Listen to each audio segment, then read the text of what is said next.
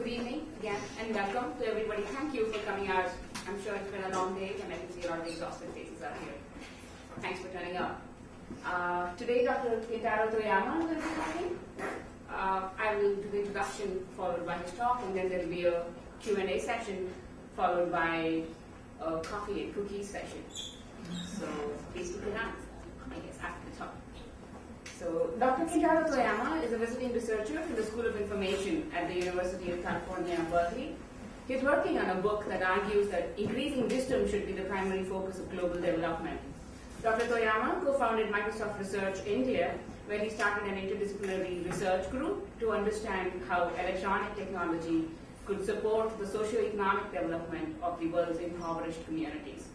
The group's projects, including Digital Green, Multipoint, and Text-Free UI, have been seminal in ICT4D research.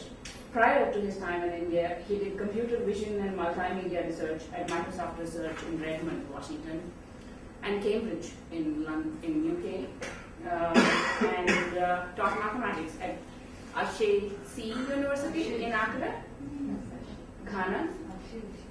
Ashe. And Dr. Toyama graduated from Yale with a PhD in computer science and from Harvard with a bachelor's degree in physics.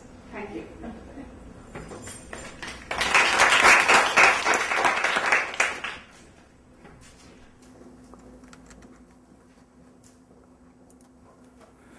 Thank you, and thanks to the Annenberg School for inviting me. So what I'm going to talk about today is a topic that is often called ICT4D. That stands for Information and Communication Technologies for Development, and development is international development. How to help poor communities become wealthier. I want to start with a question, and the question is, what is wrong with this picture? So first of all, what is this? Ketchup and samosas. Okay, good. And what's wrong with that? All right. Okay, so as many of you know, India is a country that has this extraordinary cuisine. They have all kinds of chutneys, sauces. The flavors are amazing. And when you actually go to India and you go to a typical street-side samosa place, very often it will come with a little sachet of ketchup, which I think of as the blandest of all condiments. Okay, so here's a country that has all of these great alternatives, and then for some reason, especially the younger generation today, and the Indian people in the audience can verify, decides that they would prefer to have ketchup rather than all these things. Now in Hindi, there's a saying that goes, "Gar ki murgi dal barabar," which means something like a chicken at home is like a dal anywhere else. In other words, the thing that you're familiar with is something that you don't necessarily want. You don't aspire to the things that you're familiar with. And the reason why I tell this story is for three reasons. One is that something that doesn't necessarily make sense at first glance often can make sense if you find the right cultural analogy for your circumstance. So for example, when I was growing up, especially as a late teenager and college, that was exactly the same time that for whatever reason, there were all sorts of Japanese restaurants popping up in the United States. Prior to that, people thought of Japanese food as just being raw fish. Why would anybody want to eat it? And then something happened in the 80s and 90s where all of a sudden everybody wanted to have sushi. And I believe one of the explanations for that was that there was an aspiration to understand what Japan was like, because Japan was an economic power at the time, and people thought there's something interesting about this country that we should know about. Similarly, I think the situation here is that India for many generations has looked up to countries like the UK and other parts of the developed world, and they saw ketchup as something that was aspirational. They saw these fancy little sachets as being cool. They didn't think that the hours that their mothers spent making chutneys was worth it, but they were more than happy to have these little sachets that we think of as very boring, right? So from a different cultural perspective, it was an aspirational thing. And it's interesting that it's also tied to economics. Even though I don't think anybody's eating it for economic reasons, they actually like the flavor, but there was an initial interest that came out of the economic disparity and so forth. And so it's also the case that you need a kind of interdisciplinary explanation to explain this phenomenon, which is really about cuisine. And then the third thing is simply that I just want to introduce India in a particular way. I lived there from 2004 through 2009. I helped found this research lab, which is primarily a computer science research lab. I used to work for Microsoft. And what we did was mostly computer science research of a very technical nature.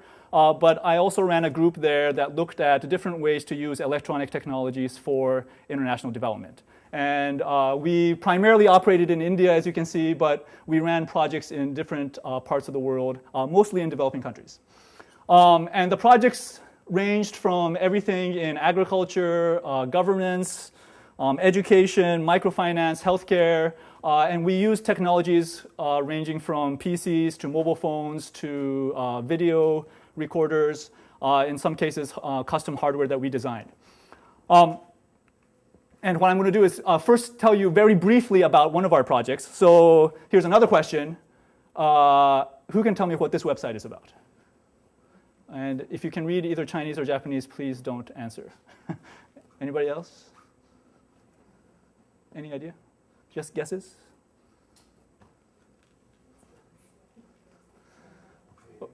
Dating site, maybe? Okay, so this turns out to be the Japanese equivalent of Monster.com. It's a job search site. It's a recruiting site. Okay, now the reason why I show this is just to let you know that this is what every website looks like if you are illiterate, right? Obviously, you cannot tell what the content is whatsoever. All of the great, fantastic information that is online is largely of no use to you if you happen to be illiterate. And that's just talking about the illiteracy side of it. Oftentimes, people who are illiterate are missing a large amount of formal education, so they can't necessarily make sense of it, even if they could actually understand directly what the content was. So in one of our projects, we tried to understand this problem, address this problem by looking for ways to design user interfaces that would allow textual content to be represented through other means that could be understood by somebody who was not literate. And the solution that we experimented with and went through multiple iterations, so you're kind of seeing the final product, but was to use a combination of kind of cartoon-like hand-drawn illustrations to represent concepts, along with an audio mouse over so that every time you hovered over something, it would explain what it meant to either push that icon or what that icon particularly meant. We also found that if you used a video that kind of explained not just how to use the application, but the context in which the application was useful, that it also dramatically enhanced how people responded to it. And we ran experiments in a slum in Bangalore with women who were mostly illiterate. What we found is that by, I would say, our third round of iterations, that we were able to get from a point where people who had no literacy were able to go from not being able to understand the content in a particular kind of class of websites to where they could at least complete certain tasks, such as find a job that pays at least such and such an amount within your immediate neighborhood. But the thing that I want to just mention is that when we wrote the research paper for this report, it basically said, okay, this is better and faster than in terms of task completion than any of the other alternatives that are out there, and that the users tend to prefer it. Now, positive results like that are the majority of what you'll hear about in ICT for D research literature, because people want to show that they want to demonstrate that they had some kind of success in their intervention research. And one of the more successful projects is a system called M-Pesa in Kenya, which allows people to basically make a financial transaction by sending an SMS message, and that allows them to basically end up with credits that are associated with their mobile phone account. And you can go to any M-Pesa agent in the country. There are now over 8,000 of them, which is more than the total number of bank branches in the country. And you can then effectively withdraw or add money to your account. This kind of service has turned out to have a number of benefits, like increasing the amount of money going into rural areas, because a lot of urban migrants send money back home, and they can now do it much easily than before. It's also increased the amount by which people save, because earlier a lot of people don't have bank accounts and they don't have a mechanism by which to save. They often have to carry it on their person, and it's just much easier to spend the money if you have it in cash than otherwise. This particular service, where if you send money to yourself, you can effectively use it as a savings instrument. Projects like this have allowed some people, such as Bill Gates, to basically tout solutions like this that are primarily technological as a way to fix problems, for example, in this case, in what is called financial inclusion. How do you get more people involved with a formal financial system such that you can issue insurance more easily, such that they have more access to savings that bear interest, and so on and so forth. Okay, I'm sure all of you have been following stories of the Arab Spring. Here too, one of the more interesting things, especially in the press in the United States, is the degree to which social media has been associated with these revolutions. This is just one quote from the New York Times. The Facebook armed youth of Tunisia and Egypt rise to demonstrate the liberating power of social media. Based on this kind of report, what it makes it sound as if it was that as a result of Twitter and Facebook and the internet, these Arab revolutions are happening. Okay, and then finally, more closer to home, there is of course the vast. We are all beneficiaries of these technologies as well. And so one of the things that people say is that technology allows us to connect better than ever before, right? That we're able to connect with our friends and our family in a way that we never could, and it's much easier than it was in previous generations. All right, so if you take all of these kind of messages together, what you find is that there's this very, very pro-technology message that comes across, right? So technology can be a major force to advance, improve the lives of the poor. Facebook and social media are a liberating power. Social media allow us to be connected to one another.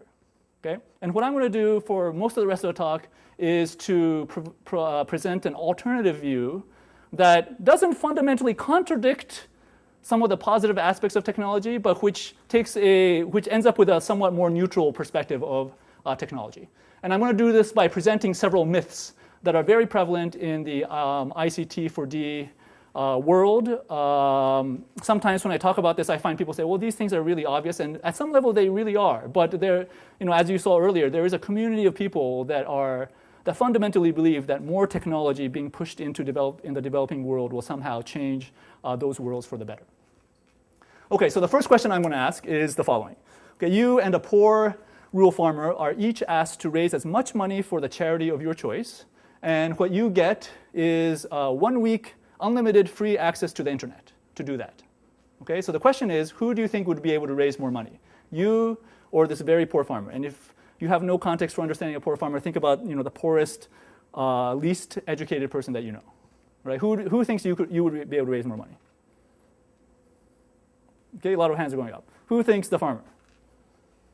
Okay, 1 or 2 people. Okay? Now, for the people who thought that you would be able to raise more money, why? Access? Access to what?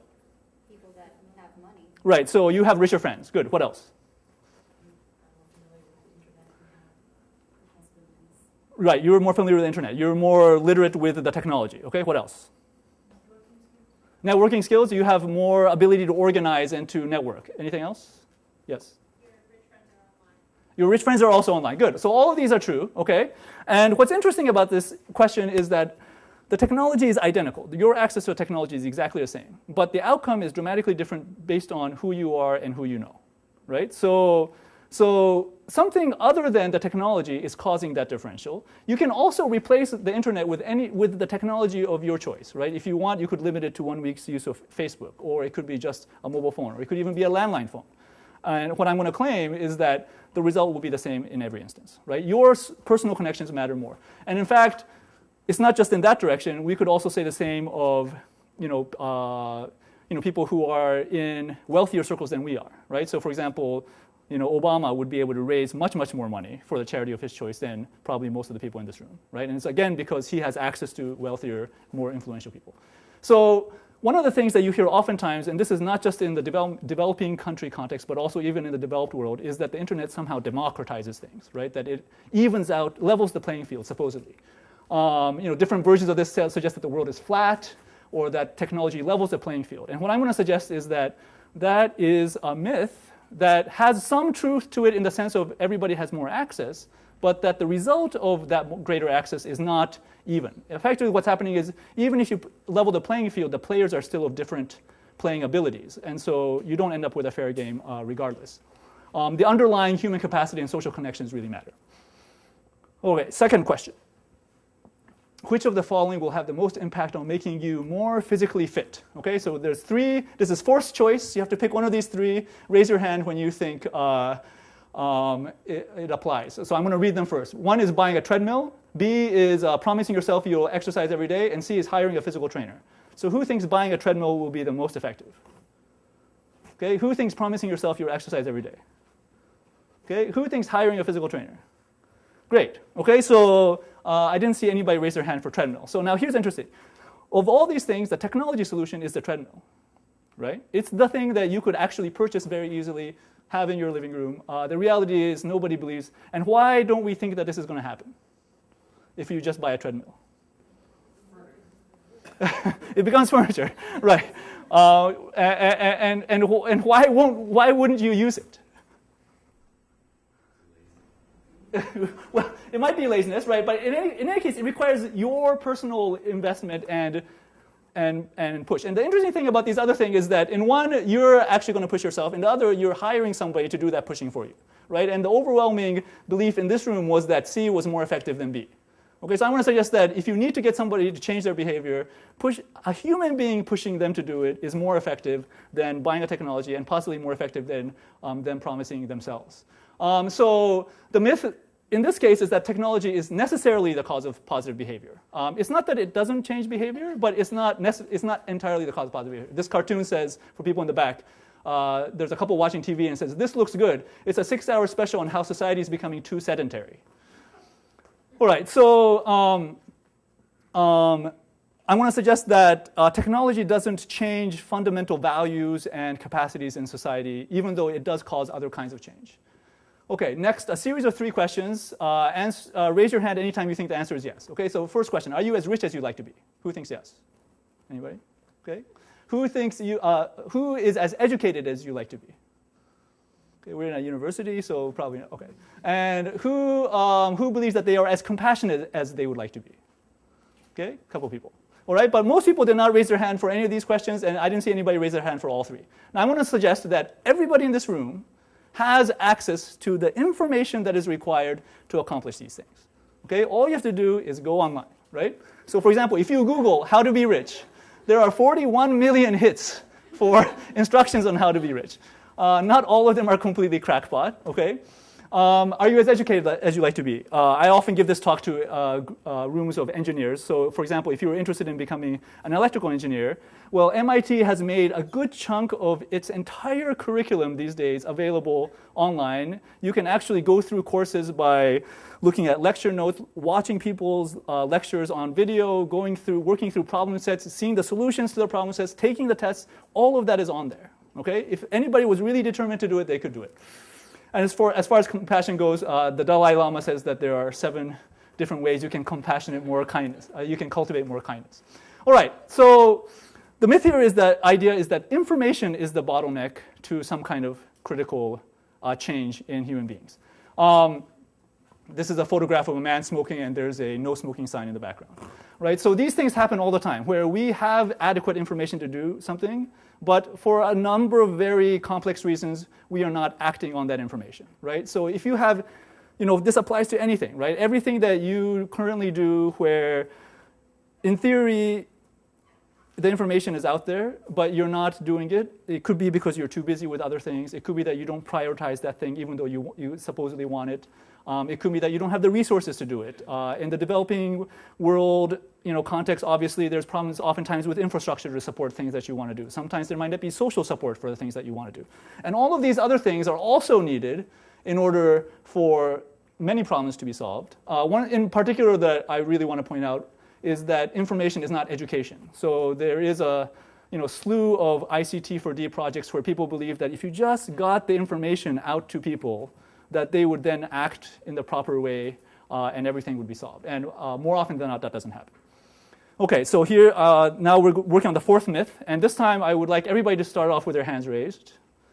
Okay, and then to lower them the moment you disagree with the question. Okay, so question number 1. Should members of the Army have guns? If you don't think so, lower your hand. Okay, some people are outright pacifists and don't think there should be armies. All right, should police officers have guns? Okay, so some people say yes, some people don't say no. Okay, a few hands have gone down. Should ordinary civilians have guns? Okay, quite a few hands have gone down, but there's still a couple left. All right, should 5-year-old children have guns? Okay, nobody. Okay, so sometimes I'm in rooms where there's still a hand left. Okay, so I have to show this one. Should convicted serial murderers have guns? Strangely enough, I have been in audiences where somebody still has their hand up. Okay, so the reason why I'm showing this set of questions is that the technology is the same in each instance, but your response has changed. right? For the most part, everybody agrees that that army soldiers should have guns, and most people disagree that serial murderers have guns, right?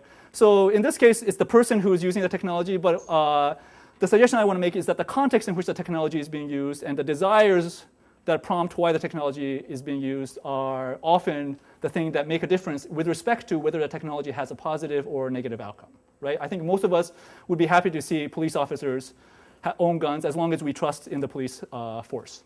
I'm going to suggest that in the ICT world, in the world of information and communication technologies, that we have seen this flip-flop happen with many past technologies, one of which is TV, okay?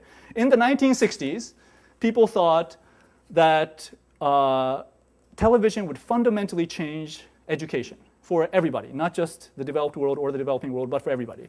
There were people who thought that if you just showed the right programs on television, we would no longer have to have schools because children could just stay at home, watch TV, and here's this amazing device that pipes audio and visual content into everybody's house. And kids would just absorb it magically, and they would become educated. Okay? This sounds crazy to us now because we now think of TV as primarily a vehicle by which to watch Snooki, right?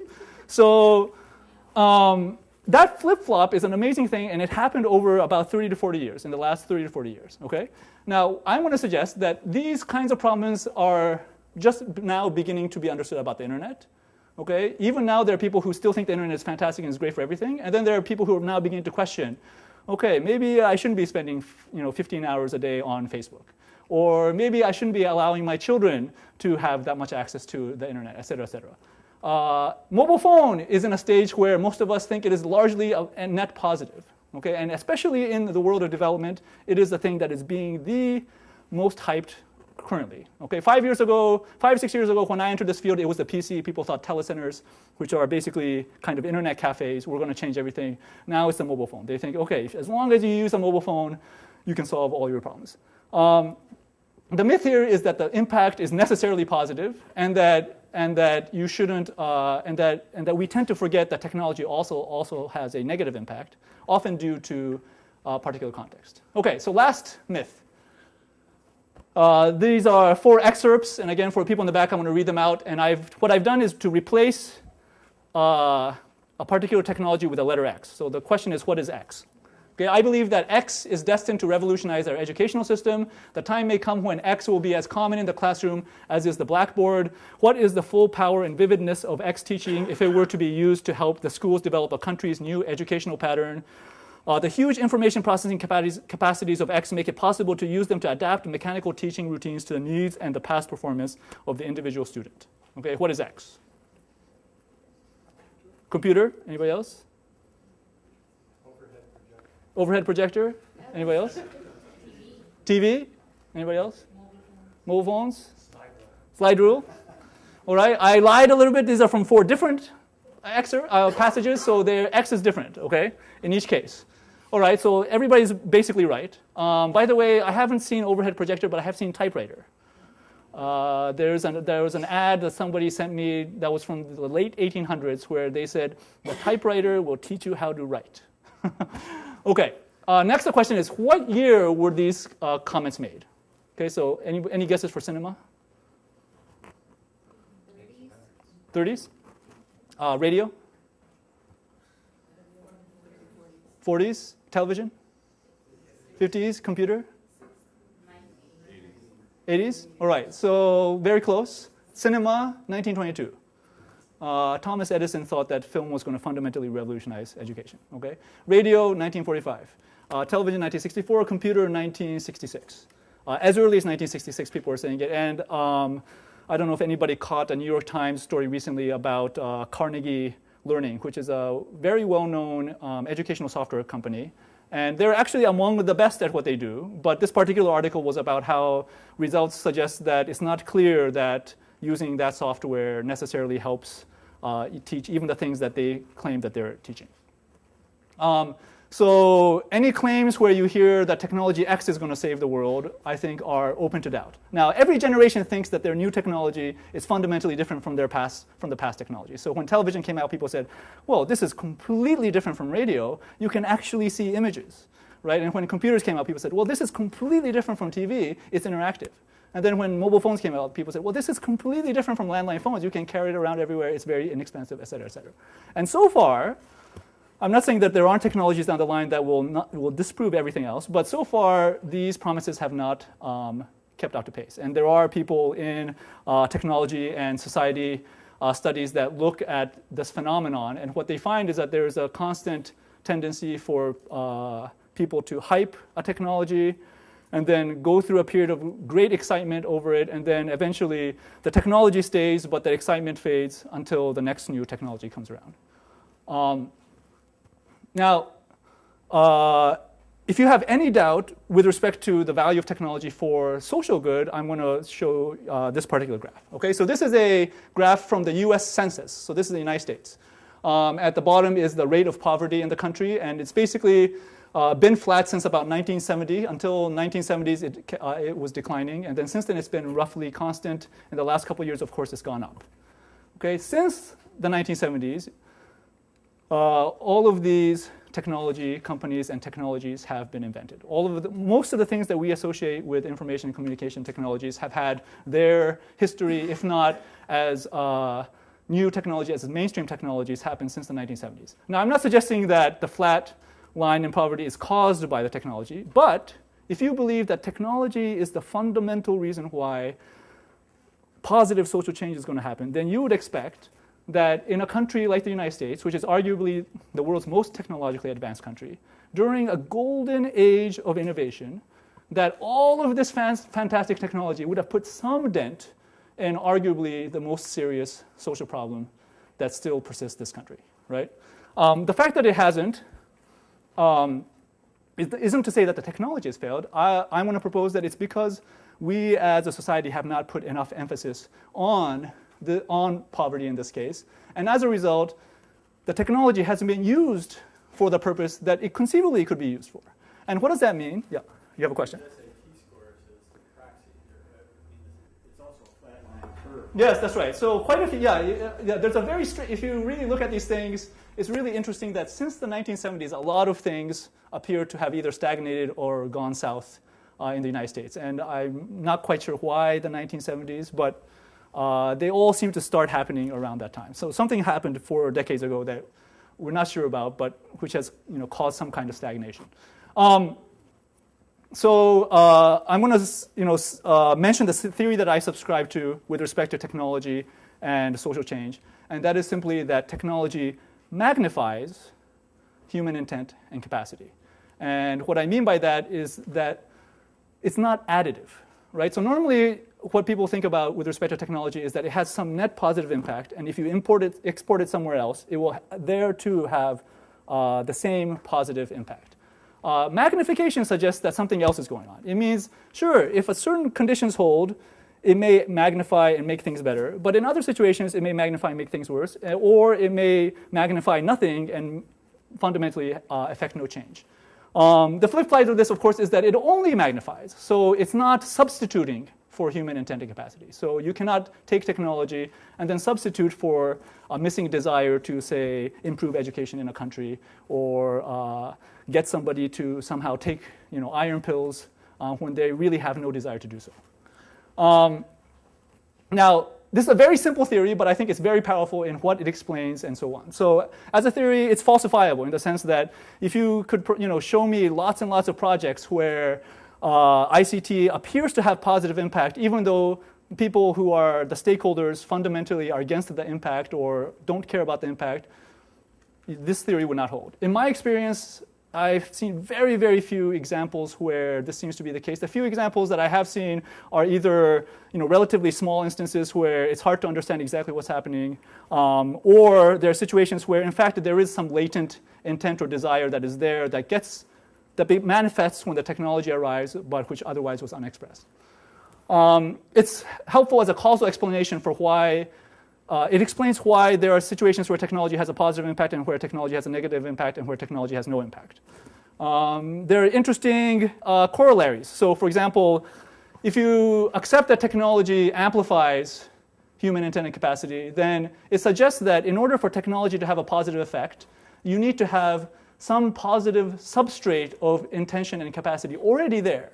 And this is a really ironic conclusion for people who are usually excited about ICT for development, because the whole point of the technology is to scale a solution that is otherwise difficult to scale. Right? So for example, the reason why people want to use computers so badly in classrooms is because it's much easier to buy schools computers than it is to retrain teachers, to get parents to care about education, and to get the policy to change in the right direction. And so you want that scale out of the technology, but the theory suggests that that's exactly what the technology does not allow you to do. Okay? And then finally, it allows you to predict. Okay? So one thing that I become somewhat famous for being skeptical about ICT4D among people who study ICT4D, and at this point, people often come to me and say, "Well, what do you think about this project?" And usually, the first question I ask is, "Okay, what is the underlying capacity of the people that you're trying to help that you're really amplifying with the technology?" And if they can't name it, I'll usually say there's a good chance it won't work as planned. And more often than not, it's turned out to be correct.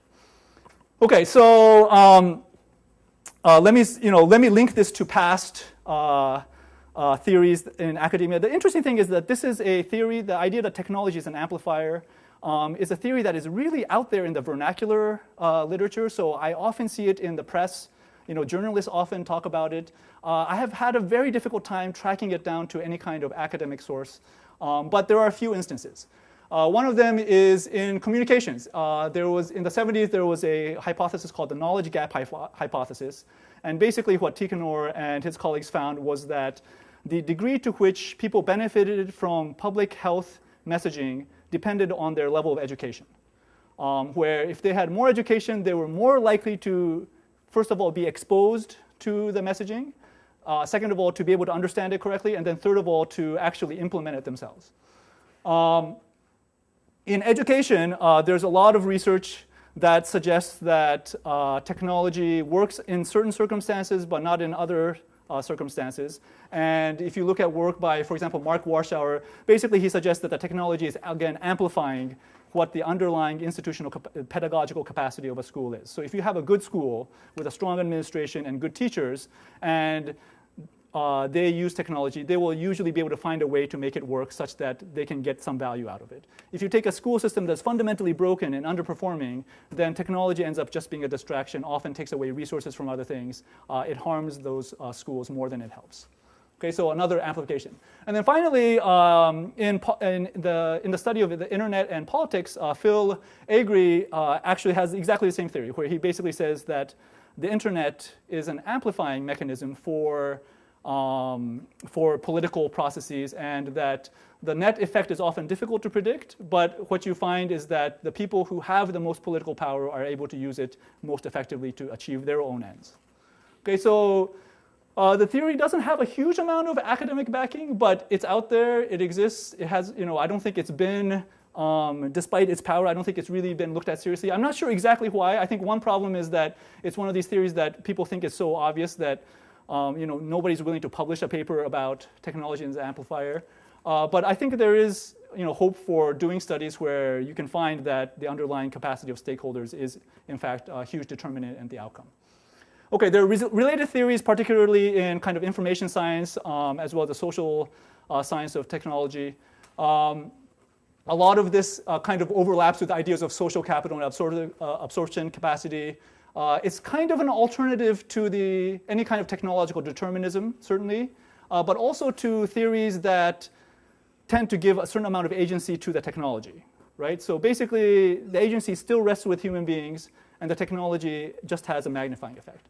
And I'm also going to suggest that the theory is somewhat more precise than many theories that simply say everything matters, right? Because you can actually make predictions with this theory that are coherent and that appear to work out in reality. All right, so let me go back to some of the examples I gave at the beginning and then think those through again. So I have these quotes again. The first one, that technology helps all of us connect. Okay, and to a certain degree, that's definitely true. We have a desire to connect, we have the capacity to connect, and technology is certainly amplifying that. But more and more, we're also finding that it also amplifies undesirable aspects of our personality. So recently, there was a study that came out that suggests that people are actually less happy when they spend time on Facebook because the impression that you get is everybody's having a great time. right? And that you're alone in your sorrows. Because what is everybody doing? They're trying to show themselves off in the best light on Facebook. And as a consequence, you get an inaccurate picture of everybody else. You become unhappy, okay? There's a very well-known phenomenon called cyber balkanization, which is that now that we have more and more choice in what news we consume, we end up consuming only the news that already agrees with our political views, right? And this is very well established in the literature. And I believe correctly, people are wondering whether this is the right thing, because in an earlier generation, we were much more likely to be exposed to viewpoints that were different from our own. And there again, there are studies that suggest that when you're exposed to ideas different from your own, you're at least less willing to be aggressive about your own views. And then finally, there's outright cases of negative use of technology, such as with cyberbullying, right? I mean, there have been some famous instances of young teenagers committing suicide because they were bullied online. All right, so what about the Arab Spring? Okay, there was a lot of Facebooking and tweeting happening during these things. What's going on? Well, I think one of the more interesting things was that in Libya, the press was amazingly silent about social media. And that's because it became a protracted civil war, right, where if any technology mattered, it was weapons, not information. And Gaddafi at one point basically cut off his country's internet. Right? So it was gone, but the protesters were still able to organize. How did they do this without the internet? We have no idea. Syria is going under a similar situation, right? Again, the protests are still happening. The Syrian government also shut down the internet. It's fine. We've seen this before. The American Revolution happened well without the internet, right? Where there's a will, there's a way. Back then people used lanterns, right? One if by sea, one if by land, two if by sea, right? So the communication tools are always there. They might not be the fastest, and they certainly will help the people who have them. But the more important thing is whether you have the will to, in this case, cause revolution. And then finally, another interesting counterexample is China. Okay, so this is a country that now has close to 500 million internet users. Okay, certainly more than the entire population of the United States. Last count, 900 million mobile phone users. Okay, so if these tools were the cause of people overthrowing a dictatorial government, we should long ago have seen that happening in China. Okay, but the reality is most Chinese citizens are actually quite happy, right? Their country is growing economically. Yes, there is a little bit of political repression, but the vast majority of the country doesn't experience that on any personal basis, on a daily basis. So they're quite happy. Nobody really wants to rock the boat. They're not about to go and pick up, and that's even with news of other countries coming into the country. In fact, one of the things I find really interesting is when you talk to your Chinese friends, they're often amazingly happy with the government of China, despite the fact that there's a lot of critical reception from outside, right? And they don't understand why. I mean, there's no reason why they should be unhappy, because on a daily basis, things are much better than, for example, in Syria or Libya. Okay, let's take a look at mobile money in this case. So the history of development, unfortunately, is also full of lots of technologies that have basically become little more than dust-gathering doorstops. There was a previous generation, for example, of agriculture interventions that tried to get people in developing countries to use more tractors. And these devices were often not fit for the smallholder farming that was taking place. More and more, we are using our power as, our power in terms of economic power to use developing countries as dumping grounds for the technology. So they're not necessarily, benefiting from the technology on that side. There's some evidence that is trickling in, although I think it's growing, that suggests that there are a lot of people for whom they will spend money first on their mobile phone before a certain amount of food for their families and before education for their children, right? And it's not everywhere and it's not consistent, but it suggests that any view that says a mobile phone is necessarily a good thing should be suspect. And then finally, it's really interesting that if you hang out with the business school crowd, they talk about Coca-Cola as this fantastic thing because you can go into any small village in the world and there will be some lady there selling Coca-Cola, okay? And I see people nodding because if you're from public health, you think, why is this a good thing? Why should people with the least dental coverage be encouraged to drink sugar water, right? It makes no sense whatsoever. One problem with, for example, a two-way pipe into the wallets of the people who are the least educated is that they're also the least able to resist the kind of marketing that is put out there by large corporations that have a huge budget to do the marketing to sell stuff that people might not actually need, right? And so even though the convenience factor is high, that convenience is coming at the cost of basically opening up the floodgates to companies who know how to extract consumers to buy things that might not be optimal for their lives. All right, so in our project with the text-free user interface, Indrani Mehdi, who was the lead researcher on that project, what she really wanted to do was to create some kind of electronic system that would make it easier to match women who worked in jobs, cleaning houses, cooking, taking care of kids, and so on, to wealthier employers who would basically hire them as household help. And what she found was that she had a nice system where you could do all of this, and it didn't require literacy to use, but that ultimately she needed to embed it in some kind of system. It was not enough to just simply put these kiosks out there. So she worked with a local nonprofit organization, and initially she found that the nonprofit, even though it also wanted to have a system like that it needed to go out and talk to individual women in these communities to get interest in the project, and then also go talk to potential employers so that they would actually sign up. So we had a paper system, and over the period of about a year, we spent all of our effort on trying to get that paper system working. We never could quite get there. It was just an immense effort on all sides, doing all of the coordination. We had much better luck using this particular system when we went to an organization that was already doing a paper version of it successfully, and then helped them effectively digitize a lot of their back-end bookkeeping. And strangely enough, in that situation, the user interface part of it became less relevant because the people who were interfacing with the people who were illiterate were actual human beings. And we could not easily get rid of that point. So the technology, despite the fact that it tested well in the lab, didn't ultimately fulfill a useful function in the larger context of a system that provided a useful function. Okay, so recommendations. The thesis, again, is that technology magnifies human intent and capacity. And what that means is for international development, you need to have the right intent and capacity there first before the technology will contribute. And I want to be very clear that I'm not saying technology has no contribution.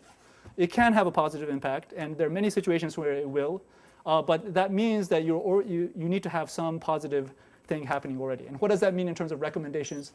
If for some reason you feel constrained to use ICT, sometimes there's funding that is directed for ICT. Sometimes, some people's job description requires them to be the ICT head for something. In some cases, you just have a very strong desire to use the technology. I would say that the best way to work is to look for organizations that are already having the kind of positive impact that you want to increase, and then to find a way to use the technology to amplify that impact. And it's at that point that all of the issues of designing the right technology, of doing the right kind of user studies, and all of that make it matter. There's some people for whom they really just get excited about the ICT world, whether because they used to be engineers in the past. They don't necessarily feel the need to use technology itself as intervention. And then I would say the most interesting use of technology is actually not to help people become consumers of technology, but to become producers of technology, right? So, there's a tendency to associate the technology industry with wealth and ability, but really the people benefiting in that industry are not the consumers, right? Every time you buy an iPhone, you get a little bit of fun and convenience out of it, but it's Apple shareholders and employees who are getting rich.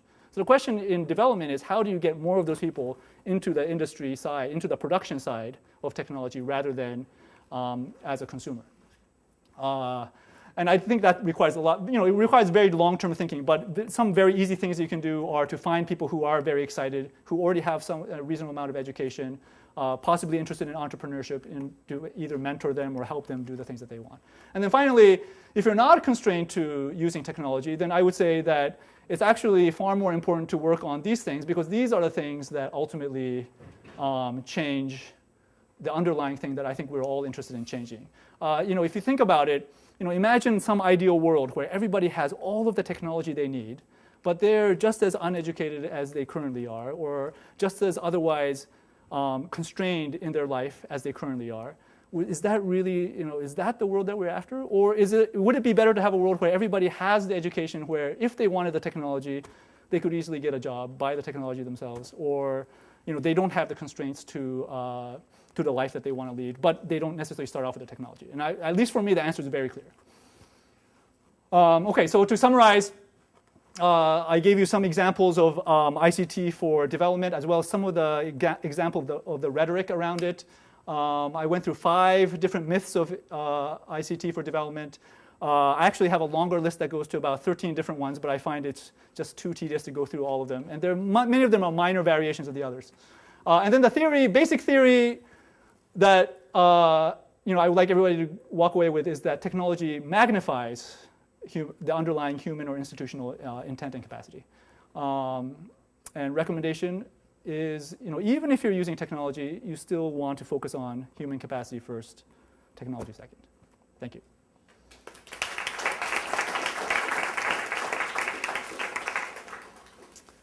I don't know, Q&A, questions? Yes. It seems like you were kind of using communication technology and technology interchangeably, and I'm wondering, for example, the tractor, right? A lot of people would consider that a technology, but not necessarily communication technology. Sure. And I mean, maybe it is that the myths are the same for both, but I'm wondering if you make a distinction. Yeah, that's a great question. Yeah, for this talk, I primarily meant information and communication technology. So anytime you see technology, you should think of that as a shorthand for that. I personally think a larger version of this holds for all technologies, but I don't have the expertise to be able to say that for sure. I actually think it even goes beyond technology to some things that are very kind of technocratic, right? So certain kinds of policy are also this way, where one of the interesting stories I think recently in development is the degree to which microcredit has seen a kind of has hit a kind of controversy. And I think ultimately when you go to organizations that are really focused on doing the right thing, they use microcredit the right way. And when there are organizations that are interested in profit above all else, it becomes a profit-making mechanism that doesn't do the right thing for the consumer. So that's a great question. I was for this talk mostly I was thinking about ICTs. Yes. I think I know the answer already, but gaming as an educational device. Yeah.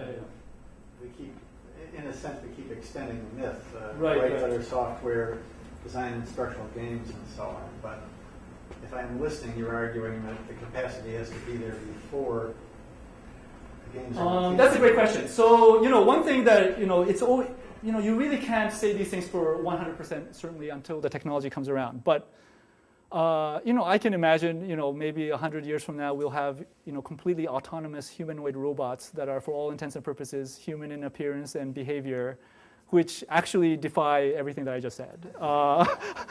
It's conceivable, I don't think we'll get there, but it's conceivable. Games are really interesting because they do tap into a certain human motivation to want to have fun, right? To want to be challenged, and then the attempt in this world of serious games and educational games is to somehow divert that or to use that force to pull along something that most people don't otherwise do very easily, which is study, right?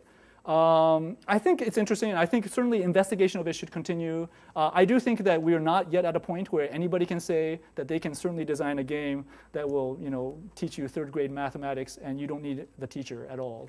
We're not there yet, but certainly I think the effort is worthwhile and should be undertaken. The one thing that I would say we do need to be careful is being premature about the dissemination of those games before we really understand its full impact. One thing that I worry about is that if you have, if you end up educating a generation of kids through games, there's some chance that their motivations will be so tied to that context that this larger sense of, the kind of, civic virtues that you want people to grow up with. Yeah. It might be that people will say, look, there's not enough fun for me in this new project for me to undertake it. And so you end up, even though people learn the kind of the content of the education, they might not learn larger lessons that we really want to, have in education. So, interesting question. I think the jury's still out. The one thing I would say is that we just need to be very cautious. Yes. Hi, Dr. Toyama. I'm Bridget from the ICT. Oh, hi. How are you? How are you doing? A question for you. Has your research or any of your efforts looked at ICT for D, not just internationally, but also like in the United States, in poor, low-income communities here? Are there interesting technologies that we could do just right in North Philly down the street versus, also looking at rural parts of? Yeah, that's a great question. I have not personally done any of that kind of research, but I have, colleagues and friends who have. I would say, for the most part, the same conclusions apply. But one thing that is different in the United States is, even among very poor people in the United States, the level of education, not strictly in terms of formal education, but just the general sense of civic understanding is often higher than if you go to the middle of nowhere in, say, India or Uganda. The other thing that's interesting about the United States context is that people have a very strong amount of confidence and belief that they deserve whatever they can get, right?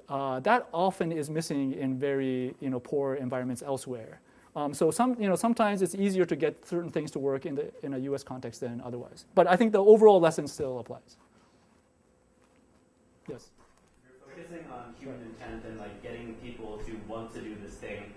What's the best way to actually do that? Would you use technology or? I think it depends on the actual thing that you're trying to get people to do. One thing that's interesting about technology is it certainly has a glamour factor, right? So one of the things that sociologists who study mobile phones in developing countries have found is that people love fancy new phones. You go to slums in Nairobi and people have fancy things that look just like iPhones. They want the technology, right? They find, they're attracted to it. It has kind of a consumer aspirational power to it, so you can often use that for something else. I'm not convinced that for the kinds of fundamental change that you want to cause in human beings, that technology is necessarily the best way. But certainly, I think there are people who disagree with that. Yeah. I am Brian Levin, Right. I have more of a comment than a question. So I live in Botswana. It's a little story. So I live in Botswana, and my car radio is broken. Yeah. I only get one radio station. Yeah. And this is, by the way, this is in regards to your technology X will change the world, right? I only get one radio station, and it's this big public countrywide radio station that has lesson plans on it all day long. Yeah. So across the whole country, different schools, even in rural areas, they turn the radio on at a certain time, at 10 o'clock. They turn on grade 2, they start their 6-1 lesson and their math lesson, and they go through the science and stuff like that. And I don't know, I feel like your statement about technology X, is going to save the world. I agree that the hype immediately, the hype doesn't materialize into anything. Right. But I think when that hype was there, that when radio was first invented, maybe that's the type of thing you were thinking of, is in rural areas and lower middle income countries that they have access to these educational resources. Right. So I kind of wanted your thoughts on that. Yeah, that's a great question. So I think of that as a perfect example of how technology is amplifying the underlying intent. So Botswana, as I've never been there, by my understanding is that it is actually an incredible exception in the developing world, in that here's a landlocked country in sub-Saharan Africa, and for whatever reason, things are happening reasonably right in this country, right? I would say that there is some desire, either among the citizenship or the leadership, that is more positively intentioned than in many other countries of comparable size and situation, right? So the fact that this one radio station, that's all it's doing, is actually very unusual, right? Somebody had to say, this is what we're going to do with our one radio station. And somebody had to say, we're going to fund it for however long it takes to do it, right? What happens when you let the free market decide these things? Well, let's look at the United States. Okay, sure, there's PBS. How do you fund it? They have to struggle with donations to get this thing funded, right? So I think that's a great example of a situation in which the intent and capacity were there to do the right thing with the technology, and therefore something positive is happening with the technology. I agree with you. That's the promise, right? But the problem is, if you explain that situation because it's the radio station, then you'll go to, I don't know, Somalia and say, well, let's just have the radio station in Somalia do the same thing, and my guess is within the year it will be playing something else, right? And then it won't be the technology that solves the problem. It will be something else. It will be a human institution. Yeah. I was just wondering, sort of, when you were comparing technology versus maybe initiatives that would help raise human capacity in some way. How do you extricate the fact that technology generally has an outside financial interest, and therefore, I would say generally people have been less deliberate about how they apply it, Sure. far less rigorous about how they evaluate it. I agree. So that's a great question. I certainly didn't get to things at this depth, but one of the intentions and capacities that technology amplifies is that of the producer. And so there's undeniably a situation where whatever it is that the producer wants is the inherent bias in the way the technology gets used, right? So, right now, mobile phone companies, people think mobile phone companies are great. But, let me assure you, I used to work at Microsoft. I know what it looks like when on the outside we're doing something positive, but on the inside everybody wants more income, right? Mobile phone companies right now are struggling to find a way to keep growing because they have effectively saturated the market with the accounts. Now they're trying to say, how can we get more income from the people who already have phones, right? They will do whatever they can to get that income because that's the only way their stock price will keep growing. Now, some of that will look reasonably benign. But in the end, what they're after is more cash, and from whom? Well, in developing countries, it's from a population that is often cannot afford that thing, but has the least intellectual resistance to the kind of marketing that they'll use to spend it, right? So I'm not saying that we should prevent people from getting mobile phones. I'm not sure that that's the right solution, but I no longer believe that that we should be using development dollars to encourage the spread of mobile phones.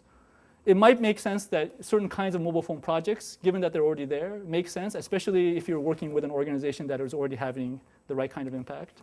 But just spreading the technology for its own sake is something that I don't think we should be using public money for. Yeah, Dan.